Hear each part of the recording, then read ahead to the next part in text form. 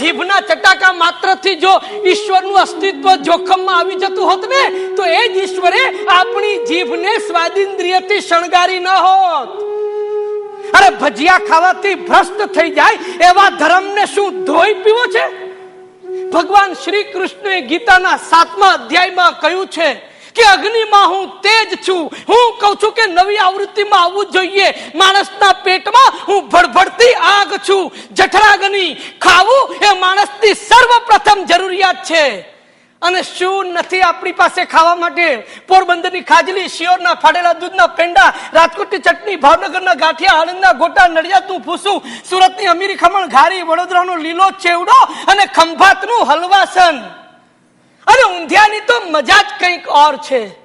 કતાર ગામની 3 દાણાવાળી પાપડી, ગણદેવીની વાલોર અને રાંદેરના રવૈયાને નાનું ડીચ્ચું રાખીને 2 ચીરા કરવાના, પછી એમાં કોપરું, કોથમરી, લીલું લસણ, વાટેલા આદુ મરચાની ચટણી બનાવી ઉપરથી તેલ નાખવાનું, સાથે શક્કરિયા, બટાટા, કંદ, સુરણના મોટા મોટા ટુકડા અને મુઠિયા. આ બધાને એક કોરા માટલામાં 4 આંગળ ડૂબે એટલા તેલમાં નાખી એ માટલાને લાકડાના દટ્ટાથી ચપોચપ બંધ કરી ઊંધું કરી 3 ફૂટ નીચે જમીનમાં દાટી દેવાનું. ઉપર છાણાનો અગ્નિ પેટાવવાનો. 2 કલાકમાં ચટાકેદાર ઊંધિયું તૈયાર. અરે સહકુટુંબ મિત્ર મંડળી સહિત ખાવ ને તો જીવતે જીવત મોક્ષ છે. અને આ તો થઈ ખાવા પીવાની વાત. પહેરવા ઓઢવા માટે શું નથી આપણી પાસે? પાટણના પટોળા, બનારસી સેલા, કચ્છની બાંધણી, ગરવી ગુજરાતના ઘાઘરા ચોળી, આભલે મઢેલી ઓઢણી, ઢાકાનું મલમલ અને ઇંગ્લેન્ડની ગોરી મેમોના ગાઉન.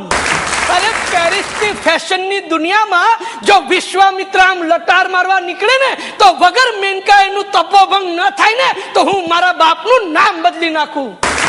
ગુચ્ચીના શૂઝ, અરમાનીનો સૂટ, રોલેક્સની ઘડિયાળ અને ડી બિયર્સના હીરાથી મઢેલ ઘરેણા પહેરીને, ઇટર્નિટીનું પરફ્યુમ છાટીને તમે આમ નીકળો ને તો તમારી સામે કુબેર પણ ગરીબ લાગે. છોકરી, તે મનને મારવા માટે કરવા પડતા ઉપવાસોની ઉદાસી જોઈ છે, પણ મનગમતાને પામવા માટે જયા પાર્વતીના વ્રત કરતી કુમારિકાઓના ચહેરાની રોનક કોણ દેખાડશે તારા આંધળા આચાર્યને? સાલો પ્રેમને પાપ કે છે? અરે ઔરંગઝેબના હિન્દુ અવતારને કે જો જીવનની મજા લેતા આવડે ને તો સ્વર્ગ અહીં જ છે, અહીં જ છે, અહીં જ છે.